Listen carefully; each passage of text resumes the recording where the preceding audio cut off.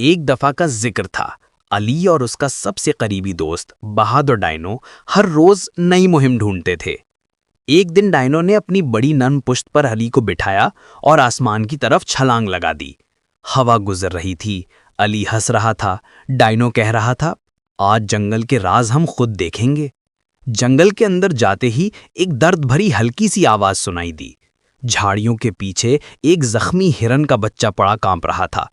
अली घबरा गया, मगर डायनो ने उसका हाथ पकड़कर कहा, डर को रोको, मदद को मत रोको। अली ने आंसू साफ किए।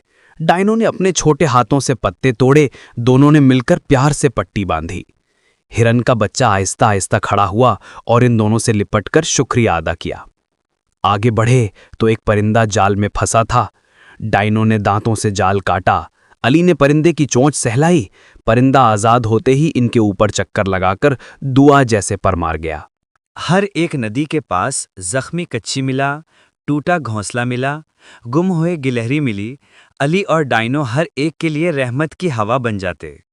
शाम ढलते ही पूरा जंगल इन दोनों को देखकर मुस्कुरा रहा था। गांव वापस जाते हुए डायनो ने कहा, अली, मदद करने वाले की परवाह दुनिया हमेशा करती है। और उस दिन से जंगल के सब जानवर उन दोनों को जंगल ही